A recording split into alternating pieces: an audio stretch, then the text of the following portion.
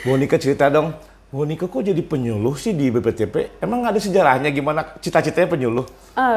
Memang ada sejarahnya. Oke, gimana? Ya, awalnya kita kan dulu itu penyuluhnya di BIP. BIP ya? Oh, Kalau zaman BIP ya? Dia zaman BIP tahun sekian itu ya.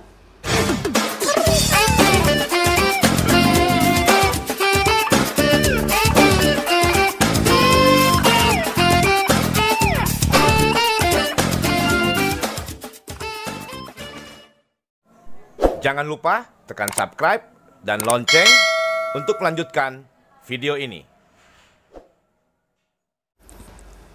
Assalamualaikum warahmatullahi wabarakatuh. Kembali bersama Dani Medio di podcast Pertanian dan Teknologi.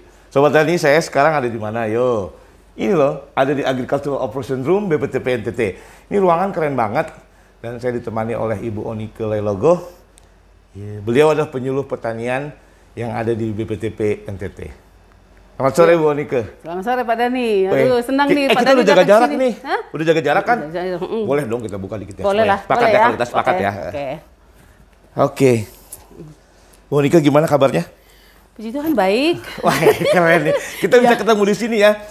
Sobat Tani, ini kan bukan sekarang aja, kemarin kan kita. Tapi kita kan udah lama kita nggak ketemu ya sebetulnya udah. Saya semenjak ada PPKM ini ya, kita jarang ketemu, tapi kita ketemunya di dunia maya. Tapi kan mengasihkan juga. Iya. Sobat Tani, Ibu Onike ini juga seorang penyuluh, tapi seorang podcaster juga loh. Dia punya podcast, apa namanya podcastnya? Onike Leilogo Berbagi. Nah, jangan lupa di Spotify, Anchor, dan Google Podcast ya. Nah, sekarang beliau jadi tamu saya nih di Pertanian dan Teknologi Podcast. Bu Onike cerita dong, Bu Onike kok jadi penyuluh sih di BPTP? Emang ada sejarahnya gimana cita-citanya penyuluh? Memang ada sejarahnya. Oke, gimana? Ya, awalnya kita kan dulu itu penyuluhnya di BIP. BIP ya? Oh, Kalau zaman BIP ya? Dia zaman BIP tahun sekian itu ya. Terus kita sudah jadi penyuluh kan.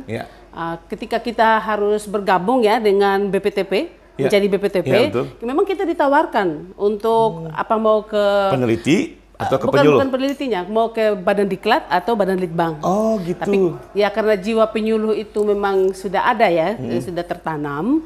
Jadi memang kita mau, sudahlah kita ke Badan Litbang.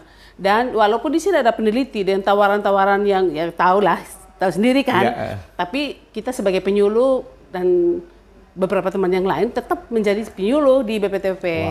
Karena memang sudah tertanam jadi udah jiwa melekat penyuluhan. Ya penyuluhnya dan terbukti loh sekarang Sobat Tani, beliau ini sudah konsisten dari mulai kuliahnya di bidang peternakan ya, kemudian seorang penyuluh, kemudian beliau karena komunikasi kemarin. Komunikasi juga, S2-nya di komunikasi ya? S2-nya komunikasi IPB dan S3-nya di UPLB ya? University of the Philippines in Los Baños nih, Los Baños, Philippines. Wah, itu dia linier terus dan sekarang komitmen terus jadi penyuluh pertanian.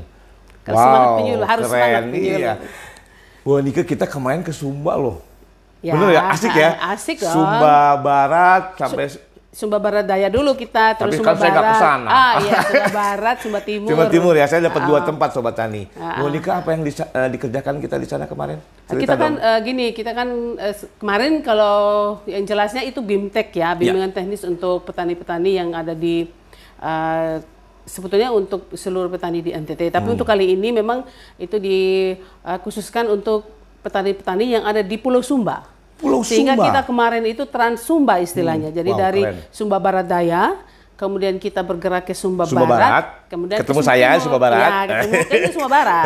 Nah, di sana itu 3 lokasi Pak kita. Setiap kabupaten itu 3 lokasi sehingga kita bisa menjangkau banyak petani karena memang kemarin itu kan BIMTEK-nya BIMTEK hilirisasi. Hilirisasi Sobat Tani. Sehingga memang apa yang diharapkan bahwa inovasi itu benar-benar terus langsung menyentuh ke petani ya. Ke petani, diterima oleh petani ya, kita melakukan BIMTEK itu gitu. Kemarin saya lihat Bu Onike ada beberapa petani yang materi Bu Onike tentang ayam KUB ya. Ayam KUB. Itu saya lihat mereka pada bengong, aja seneng banget ya. Memang mereka senang ya kalau emang ada beberapa peternak ayam sana ya. Ada yang memang berminat kemarin secara di luar kelas ya, di luar ruangan itu setelah kita santai, kita berbincang-bincang itu bagaimana caranya supaya kita tuh bisa memelihara ayam KUB, saya tertarik, ada yang bilang gitu, tapi kan itu kita harus bicarakan secara ada prosedurnya Ya, bagaimana. Karena ini detail ya, karena ini kan kalau bagaimana caranya mengirimkan DOC ke sana itu kan pakai prosedur. Betul. Sehingga itu kita harus, saya juga tidak bisa langsung menjanjikan kepada mereka. Tapi setelah BIMTEK kan mereka pada suka ya? Paling suka ke UMKUB kemarin. Bener-bener ya. ya. Ada juga yang tertarik dengan materi sapi. Oh iya, ternak ada sapi juga ya. Budidaya ternak sapi yang disampaikan oleh Pak Kepala Balai, Bapak Dr. Rudi. BIMTEK ini kan salah satu metode ya Bu, ya, Bu metode Onika penyuluhan. ya, metode penyuluhan yaitu bimbingan teknis. Itu tentunya udah biasa nih sama Bu Onika lakukan nih ya. Iyalah, Bu Onika ini dong apa?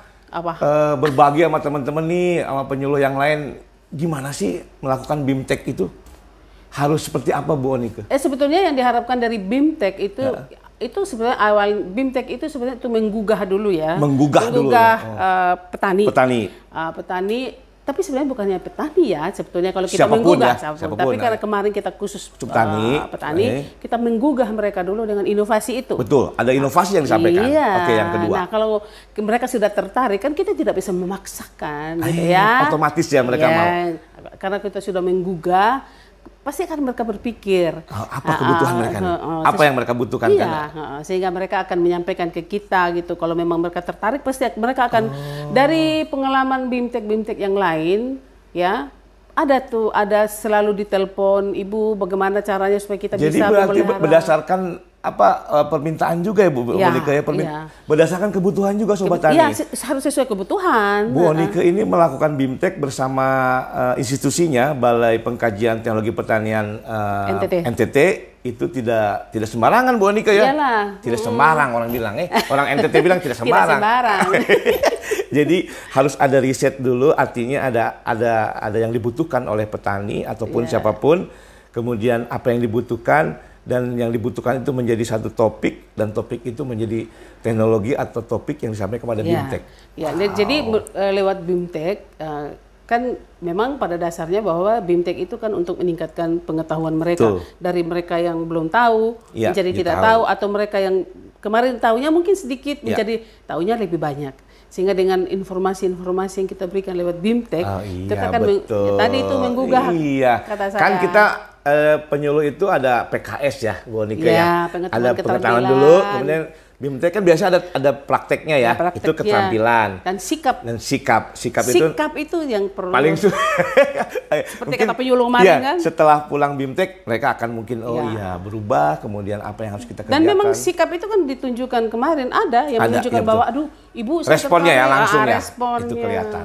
Gitu. Wah, oke. Bu Onika, Nadi tentang BIMTEK. Kemudian saya ingin ngorek-ngorek Bu Onika kan, aduh saya yakin deh kalau saya lihat podcastnya, Bu Onika punya podcast nih, itu keren banget loh Bu Onika. Itu kenapa bisa kok pilih podcast sih? Ya kan kita penyuluh itu kan harus mengikuti zaman.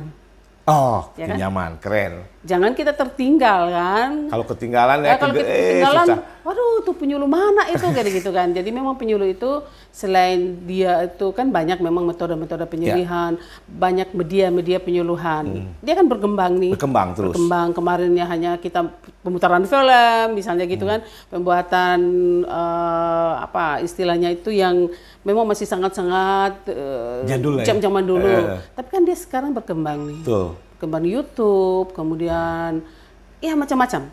Nah sekarang yang lagi itu kan podcast ini. Konsep podcast ya. Siapa yang menggugah saya? Siapa yang memberi saya semangat? Bukan orang lain. Ini dia nih. Kita saling kasih semangat ya Bu. Tapi ceritanya gini Pak Dani. Pak Dani kan membawakan memberi materi di podcast itu.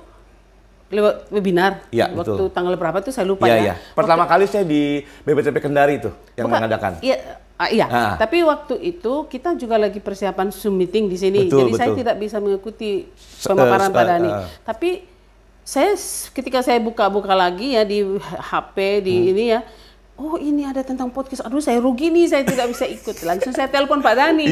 Pak Dani, aduh saya tertarik nih Pak Dani gitu. Bagaimana caranya supaya saya itu bisa menjadi podcaster? Wah, keren. Saya dikasih penjelasan sama Pak Dani. Ternyata asik ya. Caranya mudah. Asik ya. Mudah toh? Nggak susah? Udah. Nah, teman-teman penyuluh. Gampang kok. Ini buktinya. Ibu Onika Lailogo ini sudah mengadopsi dan sudah mengikuti zaman sudah mengikuti tren sekarang ini bagaimana pengembangan media penyuluhan menggunakan teknologi informasi komunikasi, salah satunya podcast. Jadi penggunaan media itu tidak mengikuti umur. Wah, keren. Umur itu hanya angka. Sip. Tapi jiwanya harus jiwa semangat. Onike Leilogo berbagi. Berbagi. Jangan lupa. Oke, terakhir Bu Onike. Tadi Bu Onike tuh udah penyuluh yang hebat. Bagaimana dia ceritanya menjadi penyuluh, pendidikannya juga hingga menjelang sampai S3, kemudian menggunakan metode-metode yang hebat kayak BIMTEK. Kemarin kita sampai jalan-jalan ada BIMTEK-nya, apa yang harus dilakukan kalau kita mengadakan BIMTEK. Dan yang terakhir dia juga podcaster, menggunakan media penyuluhan dengan platform podcast kekinian loh. Kekinian. Bu Onike bisa dong kasih pesan harapan kepada penyuluh-penyuluh anak muda nih terakhir aja supaya sama anak-anak muda tuh tergugah dan apa yang memang sebetulnya podcast ini lebih segmennya itu sebetulnya anak muda ya, milenial. Tapi tidak menutup kemungkinan sebetulnya untuk yang non milenial. Tadi saya aging ya. Oh iya, betul. Ya, jadi itu memang sebetulnya setiap kita ini sebetulnya podcast ini bukan hanya untuk yang milenial, tapi juga untuk penyuluh-penyuluh yang lain. Tapi memang saya itu sebetulnya berharap kalau bisa ya teman-teman yang lain juga di kelas manapun, umur manapun, tetap menggunakan media-media ini. Kita harus mengikuti zaman.